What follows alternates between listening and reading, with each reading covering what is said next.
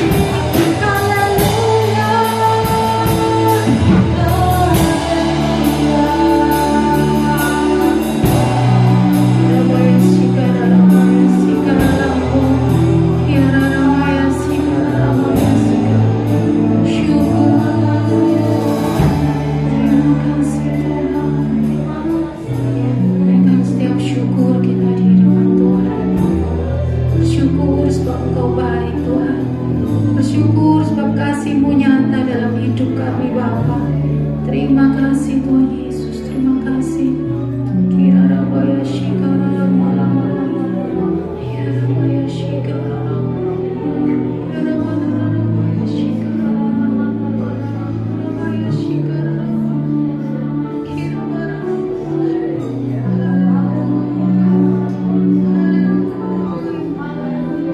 setiap kami Tuhan, curahkan kuasa-Mu setiap kami Tuhan, lawan setiap kami Bapa.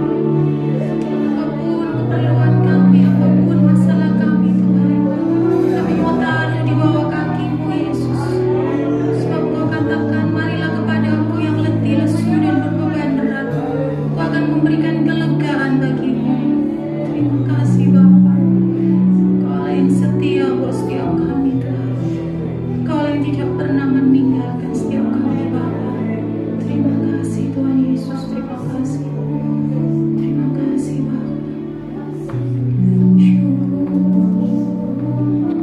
Terima kasih Yesus, terima kasih.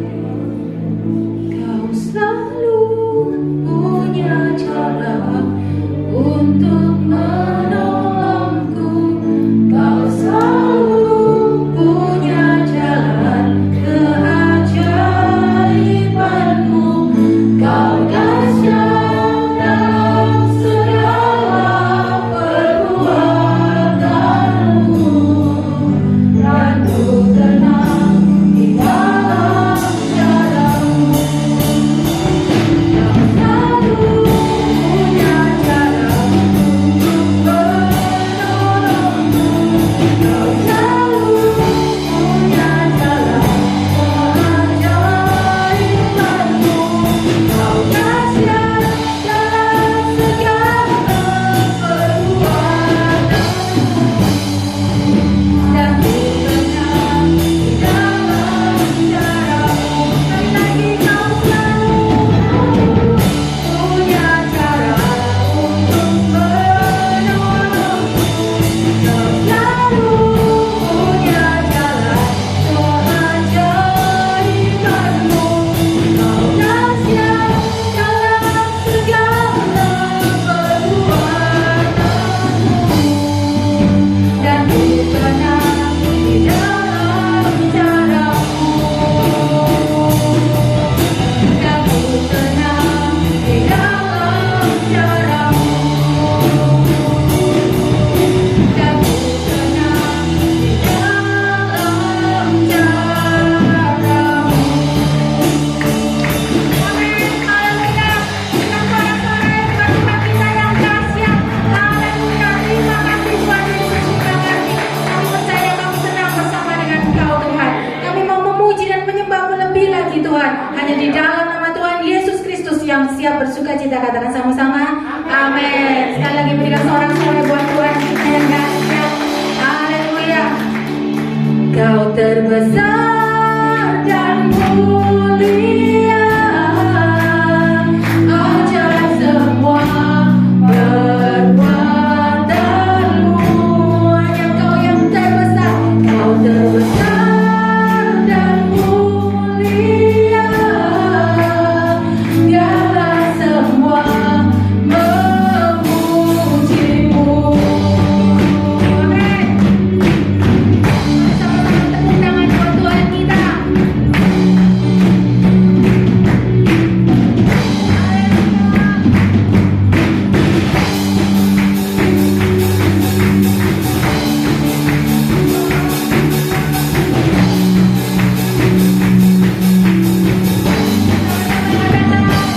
Senang hati aku memuji, senang jiwa aku bernyanyi, karena Roh-Mu ada dalamku, Tuhan.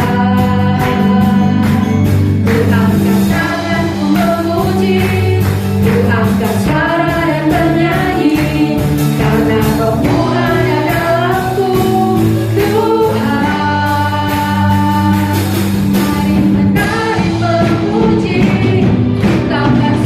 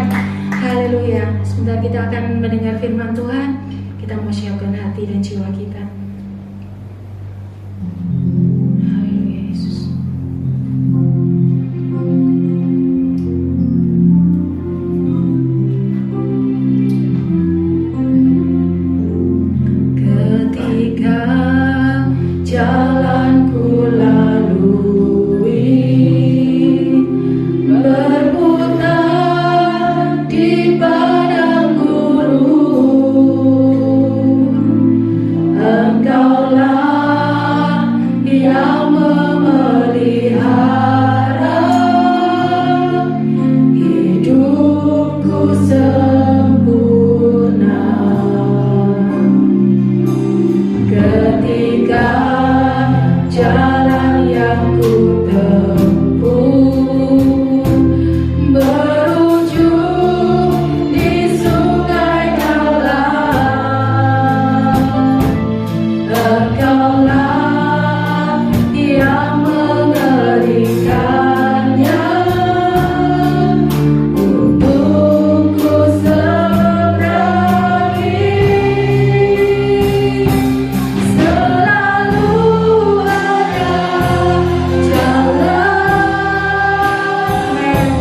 saat seakan tiada jalan, sebab Tuhan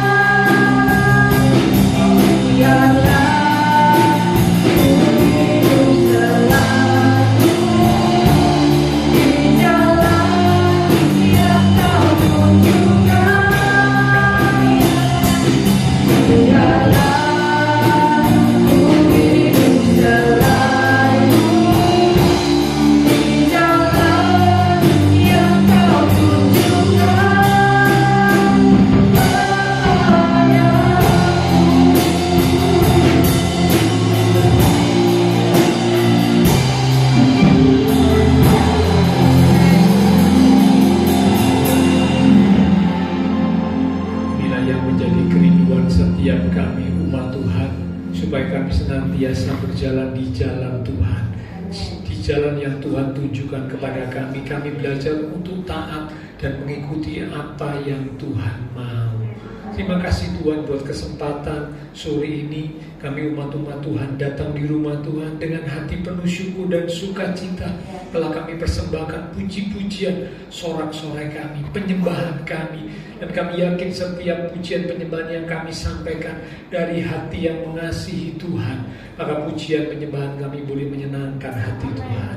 Engkau hadir di tengah-tengah ibadah kami, bersemayam di atas pujian umat-Mu. Karena itu kami hargai, kami hormati kehadiran Tuhan. Kami buka hati kami lebih lagi. Kami ambil sikap seperti Maria untuk duduk diam di bawah kaki Tuhan, menerima pesan kebenaran firman yang sangat kami perlukan. Mari urapi setiap kami, ya Roh Kudus. Lembutkanlah hati kami, beri kami hati yang rendah, hati seorang hamba, telinga seorang murid, bahkan hati yang haus, hati yang rindu akan firman Tuhan. Sehingga ketika benih-benih firman ditaburkan, sungguh benih firman Tuhan itu boleh tertanam, berakar, bertumbuh dan berbuah di dalam hidup kami. Sehingga kuasa firman mengubah hidup kami, bahkan mendewasakan iman rohani setiap kami umat-umat Tuhan. Roh Kudus, rapimulah hamba-Mu yang terbatas. Taruh pikiran dan perkataan Kristus pada diri hamba-Mu. Bila Tuhan yang berkata-kata lalu mulut bibir hamba-Mu, sampai pesan Tuhan bagi setiap kami saat ini. Kami umat-umat Tuhan siap untuk menerimanya. Di dalam nama Tuhan Yesus Kristus, semua yang siap diberkati dengan firman Tuhan bersama kita berkata amin. Silakan kembali Bapak Saudara. Ya. Shalom, puji Tuhan. Apakah kedinginan? Tidak ya, oke. Kalau kedinginan mungkin bisa dimatikan satu atau dua, tapi kalau tidak kedinginan, oke. Oke.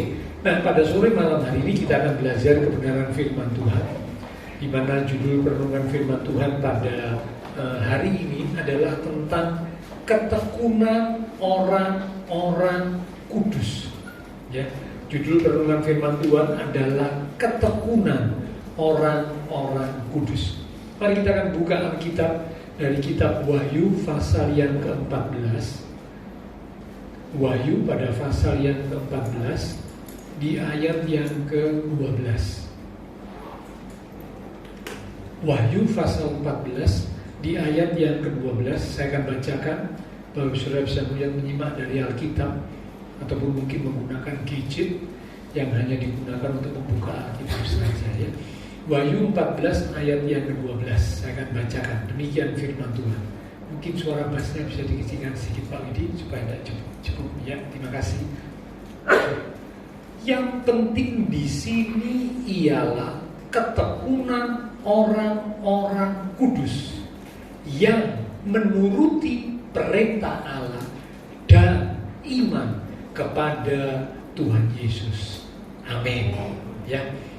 Nah, Bapak Saudara, diawali dengan kata yang penting di sini. Kalau kita baca Wahyu pasal 14 ayat-ayat sebelumnya, itu bicara tentang masa-masa yang sulit yang akan terjadi pada akhir zaman. Dan sekarang memang kita sudah berada di akhir zaman, masa-masa sulit, sehingga banyak orang-orang yang akhirnya meninggalkan Tuhan.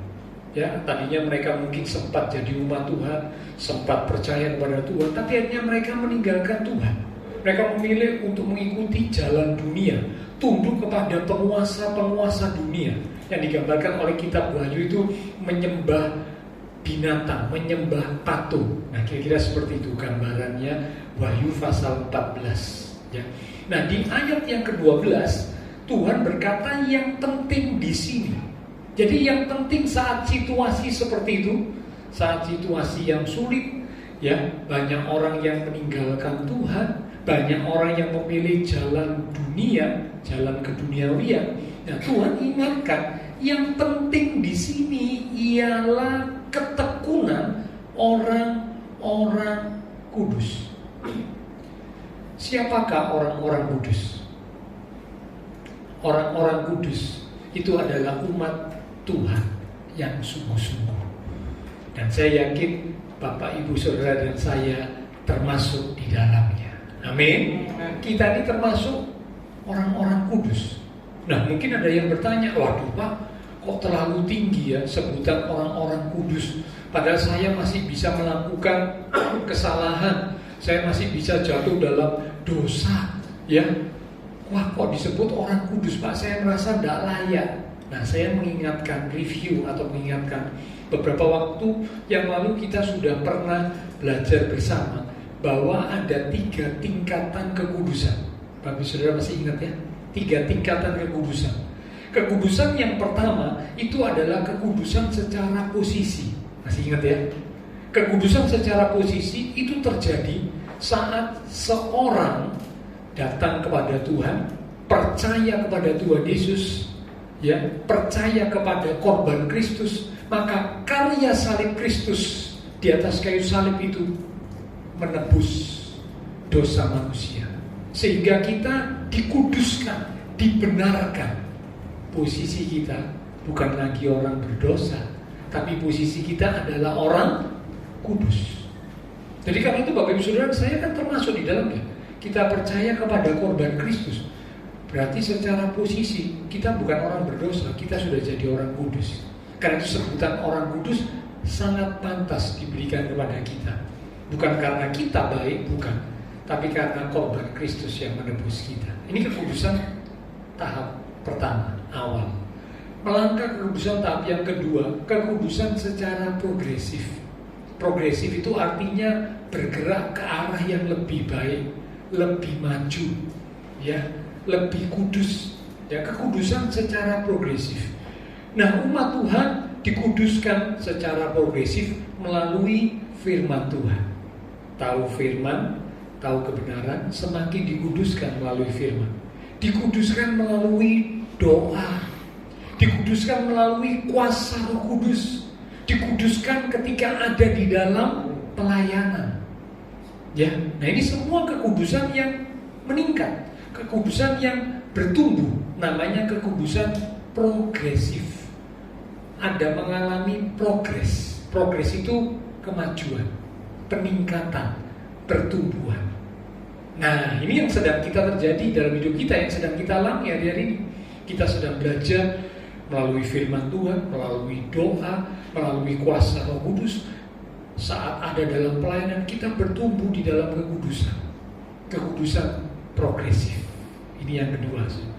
Yang ketiga adalah kekudusan absolut, kekudusan yang sempurna.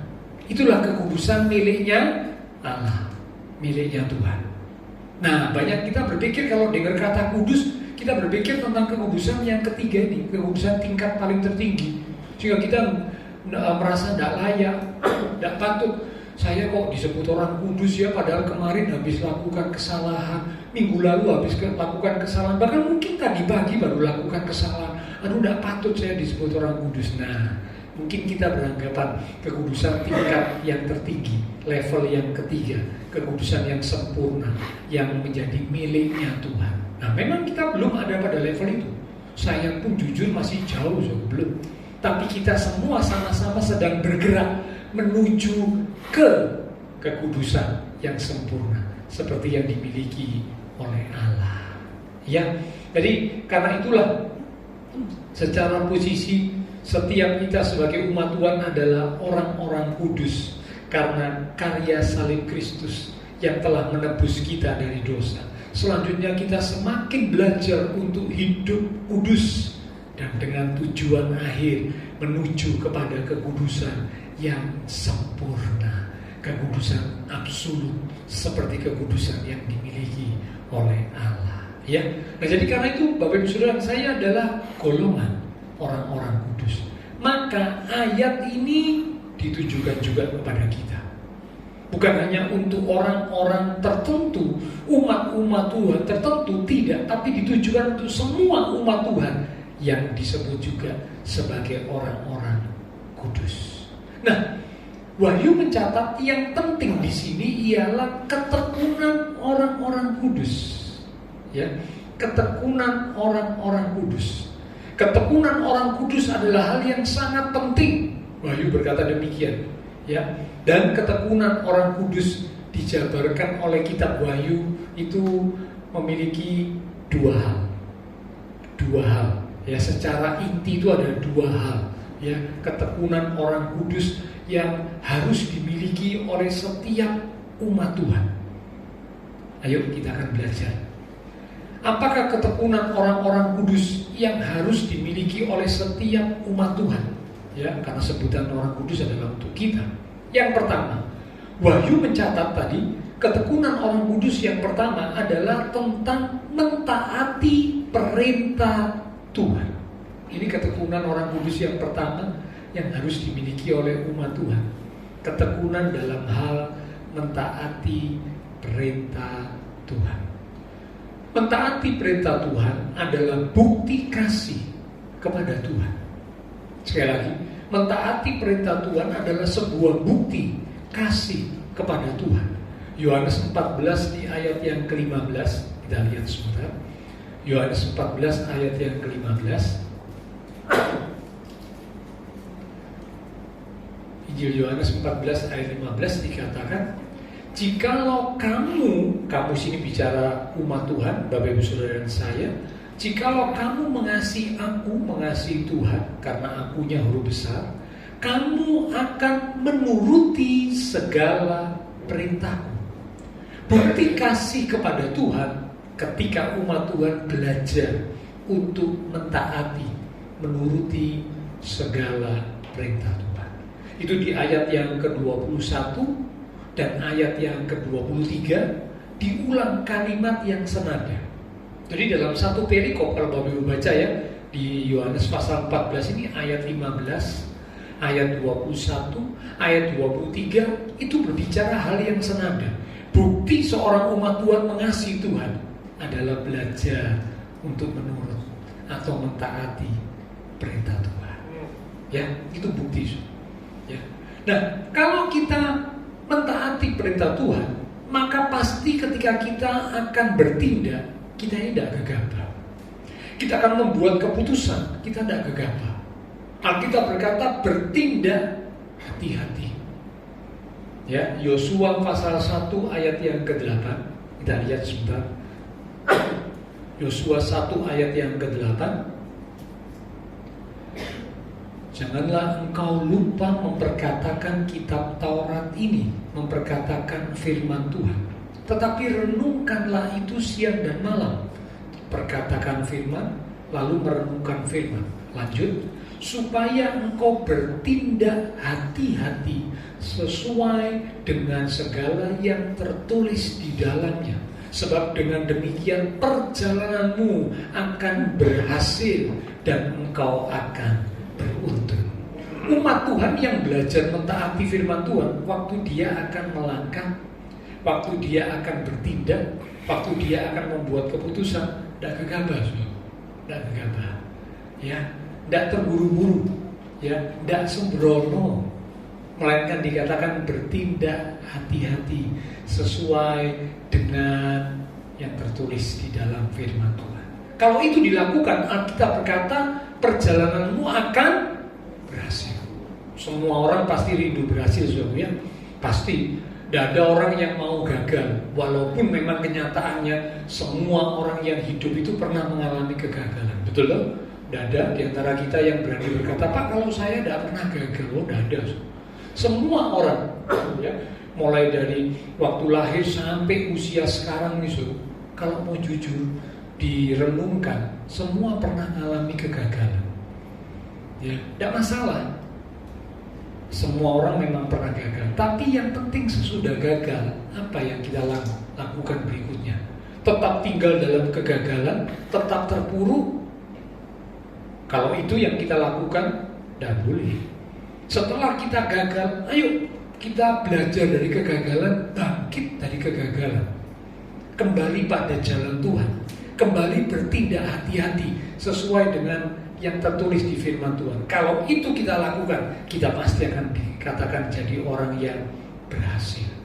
Bukan hanya berhasil, Alkitab berkata engkau akan beruntung.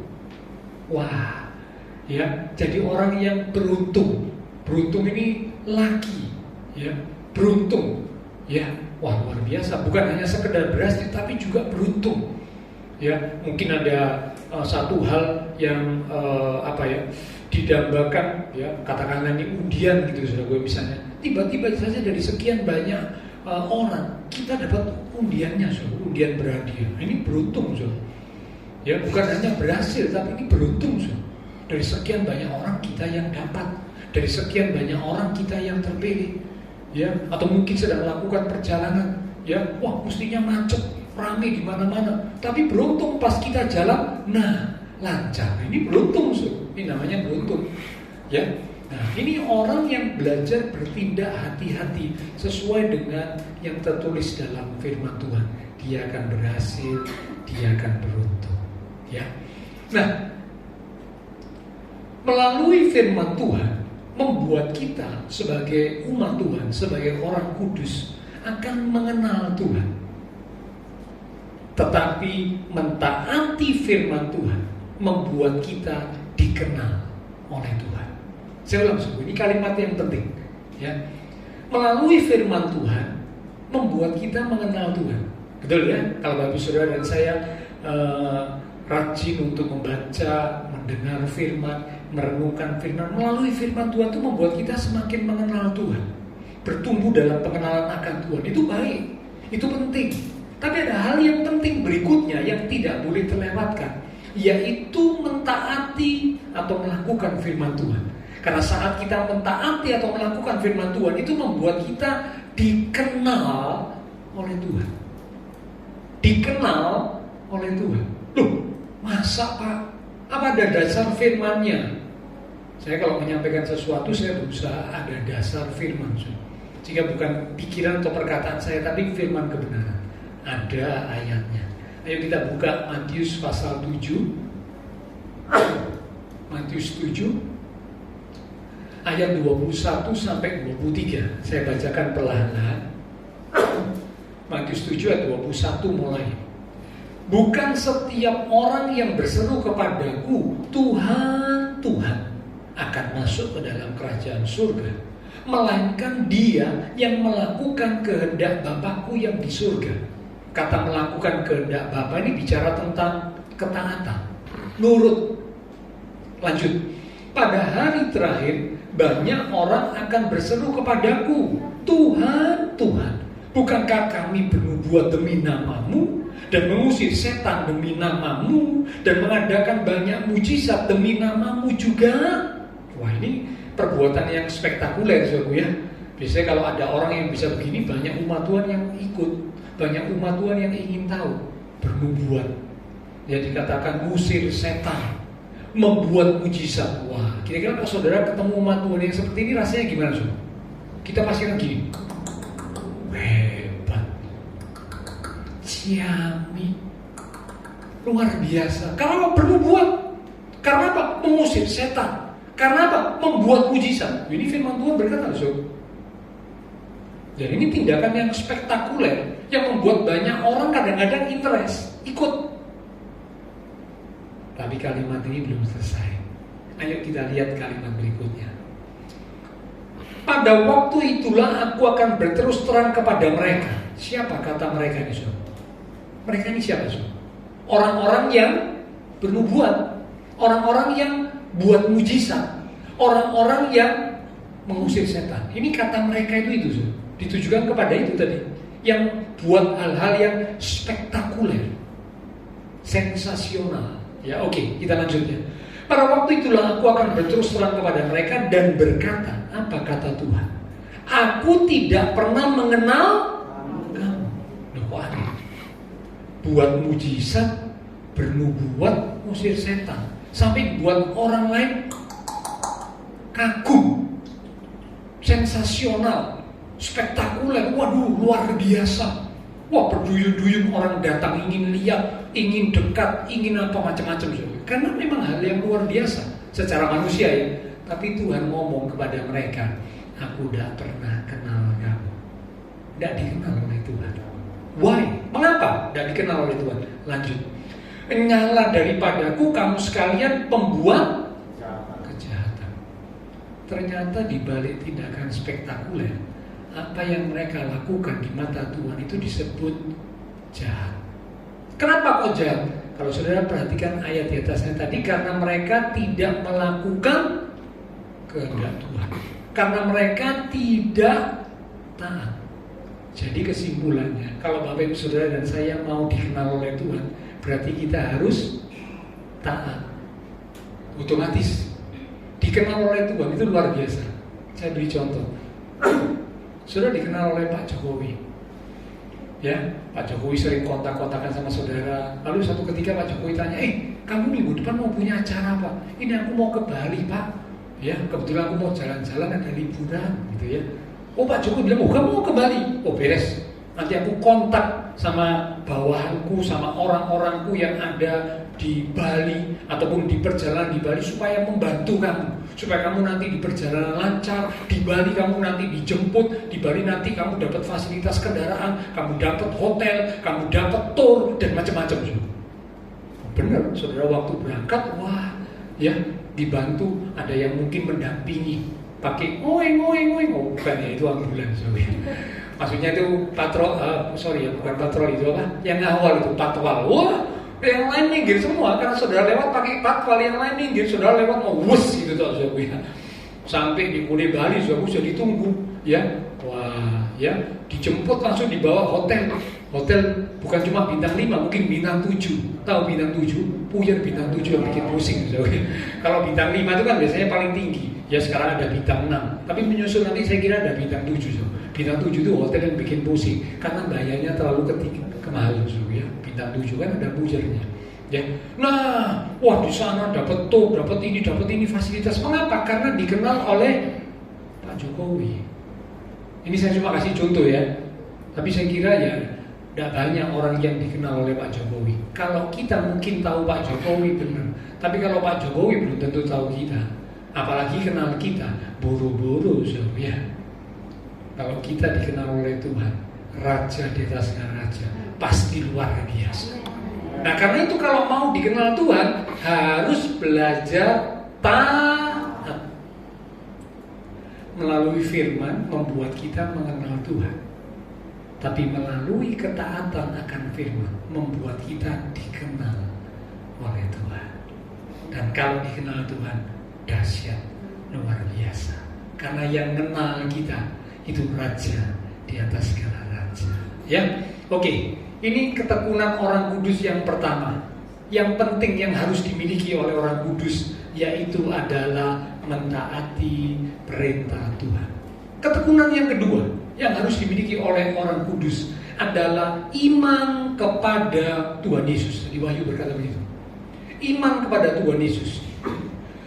Iman kepada Tuhan Yesus merupakan langkah awal saat kita menjadi umat Tuhan. Tadi saya sudah katakan, kekudusan awal, kekudusan secara posisi terjadi ketika kita beriman, percaya kepada Tuhan Yesus. Korban Kristus menguduskan dan membenarkan kita. Ini iman kepada Tuhan Yesus merupakan langkah awal saat kita menjadi umat Tuhan. Tetapi menjadi pertanyaan, langkah-langkah selanjutnya, adakah kita tetap beriman kepada Tuhan Yesus? Satu ayat di Injil Lukas berkata, kalau aku nanti datang pada kali kedua, adakah aku menjumpai iman di bumi ini? Itu Injil Lukas mencatat begitu ya, kalau nggak salah pasal 18 ayat yang ke-8 atau 9 ya, saya lupa. Itu dikatakan kalau aku nanti datang kali kedua, Tuhan bilang, adakah aku menjumpai iman di muka bumi? Berarti banyak orang yang awalnya beriman, tapi langkah berikutnya iman mereka mulai jatuh, mulai kendor. Ya, itulah sebabnya Yudas berkata, berjuang untuk mempertahankan iman. Yudas ayat yang ketiga, yang pernah saya bacakan yang lalu ya, aku tulis saja. Yudas ayat yang ketiga, pasalnya cuma satu Yudas itu ya. Saya lompat kalimat yang terakhir ya. Yudas ayat yang ketiga kalimat yang terakhir dikatakan supaya kamu tetap berjuang untuk mempertahankan iman. Jadi ternyata untuk mempertahankan iman itu tidak bisa santai. Mempertahankan iman itu tidak bisa asal-asalan ya, tidak bisa. Mempertahankan iman itu harus berjuang. Namanya berjuang saudara tahu ya. Berjuang itu berarti ada pengorbanan. Berjuang itu berarti ada harga yang harus dibayar. Itu berjuang. Nah, untuk mempertahankan iman harus berjuang. Ya. Nah, jadi karena itu iman kepada Tuhan Yesus bukan hanya langkah awal saat kita jadi umat Tuhan, tapi hendaknya iman kepada Tuhan terus diperjuangkan, terus dipertahankan. Sampai kapan? Sampai akhir. Sampai akhir ku menutup mata, ku tetap setia menanti janjimu. Kira-kira begitu, berjuang sampai akhir. Seperti yang Paulus katakan dalam 2 Timotius 4 ayat 7, ya, Paulus berkata 2 Timotius 4 ayat 7, aku telah mengakhiri pertandingan yang baik, aku telah mencapai garis akhir, dan aku telah memelihara iman. Memelihara iman sampai akhir. Finish dengan baik, mencapai garis akhir dengan baik. Ya, iman kepada Tuhan bukan hanya menjadi langkah awal, tapi iman kepada Tuhan harus terus ada di langkah-langkah pengiringan kita kepada Tuhan sampai akhir hidup kita. Pada akhir zaman akan muncul banyak penyesat. Matius pasal 24, kalau Bapak Ibu baca Injil Matius pasal 24, Tuhan berkata pada akhir zaman akan banyak muncul penyesat. Ada guru palsu, ada nabi palsu, bahkan ada Mesias palsu. Semua yang palsu itu muncul, ya. Nah, penyesat-penyesat yang seperti ini punya tujuan supaya iman umat Tuhan itu dibelokkan. Imannya bukan lagi kepada Tuhan Yesus. Ini tujuan penyesat. Penyesat ini tidak langsung membuat kita berputar 180 derajat. Enggak. Penyesat ini sedikit membelokkan. Awalnya begitu. Tapi kalau kita nggak sadari, kita hanya dibawa, ya. Kalau saya misalkan ya, jalan yang benar itu ke arah sana. Mungkin awalnya cuma belok sedikit. Tapi kalau ini dibiarkan, lama-lama beloknya itu bukan sedikit. Semakin jauh, beloknya itu semakin menyimpangnya semakin besar kalau dibiarkan. Nah, itu yang dilakukan oleh para penyesat. Ya. Nah, penyesat ini ingin supaya umat-umat Tuhan, orang-orang kudus, tidak lagi beriman kepada Tuhan Yesus. Ya, ajaran-ajaran palsu mulai bermunculan. Salah satunya ada ajaran yang berkata Tuhan Yesus itu bukan juru selamat. Mungkin saudara ada yang sudah saksikan, ini kan sekarang lagi viral itu di YouTube, ya. Ada banyak yang menanggapi, ya, itu jadi pembicaraan. Tuhan Yesus katanya bukan juru selamat. Loh, kok bisa demikian? Ya, lalu dikatakan Tuhan Yesus itu bukan Allah. Tuhan Yesus itu anak Allah. Tapi Tuhan Yesus itu bukan Allah anak. Katanya begitu, Loh, memang beda ya. Anak Allah dengan Allah anak itu beda. Kalau anak Allah, Bapak Ibu saudara saya ini anak Allah atau bukan? Anak Allah. Kita ini anak Allah. Tuhan Yesus itu hanya anak Allah. Kelahiran Tuhan Yesus itu dikatakan tidak lebih hebat dibanding kelahirannya Adam. Katanya begitu. Loh, kok bisa begitu ya? Ada yang menyampaikan seperti itu. Dan yang luar biasa, pengikutnya banyak. Ini membelokkan. Mengapa? Karena iman kepada Tuhan Yesus adalah sesuatu yang harus dipegang teguh. Ketekunan orang kudus salah satunya dalam soal iman kepada Tuhan Yesus. Kalau iman kepada Tuhan Yesus tidak dipegang teguh, saya khawatir penyimpangan itu akan membawa umat Tuhan akhirnya keluar dari apa yang Tuhan mau. Ya, jadi karena itu inilah ketekunan yang kedua yang harus dimiliki oleh kita, umat Tuhan yang disebut juga sebagai orang kudus. Yang pertama mentaati firman, yang kedua adalah tetap memelihara iman kepada Tuhan Yesus sampai akhir hidup kita. Ya, iman dan ketaatan adalah dua hal yang tidak terpisahkan. Karena itu mari sama-sama kita bertekun di dalam ketaatan dan iman kepada Tuhan Yesus.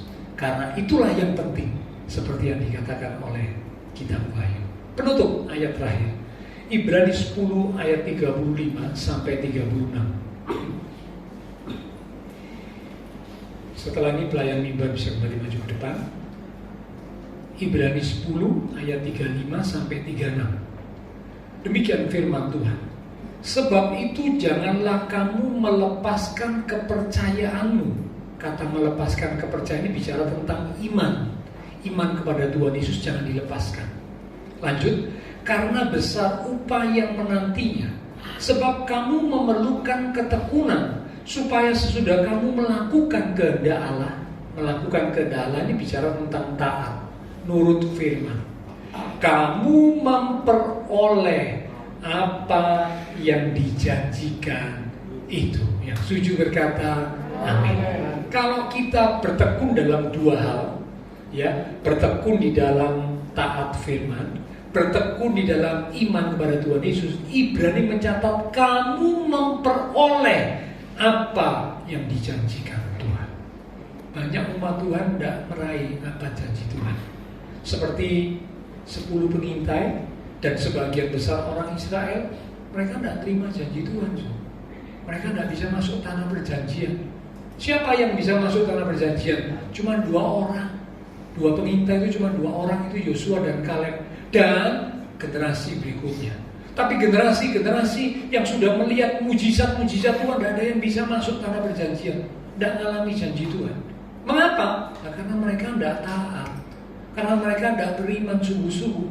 Sedikit-sedikit ngomel, sedikit-sedikit protes, sedikit-sedikit berontak, tidak mengalami janji Tuhan. Kalau kita umat Tuhan rindu mengalami janji Tuhan, maka 2 hal ini harus kita lakukan. Ya, bertekun di dalam ketaatan akan firman, supaya kita dikenal oleh Tuhan. Dan yang kedua, bertekun di dalam iman kepada Tuhan Yesus. Tuhan Yesus adalah satu-satunya juru selamat dalam hidup kita. Dia adalah Tuhan, Dia adalah penyelamat kita. Tuhan Yesus adalah Allah kita yang kita percaya. Ya, amin. Bila firman Tuhan boleh jadi berkat untuk kita sekalian, mari kita akan sama-sama datang kepada Tuhan. Silakan pelayan mimbar bisa kembali maju ke depan. Lewat satu pujian kita akan katakan, ku tetap cinta, ku tetap setia, walau badai, walau tofan datang menerpa, ku tetap cinta, ku tetap setia. Ku tetap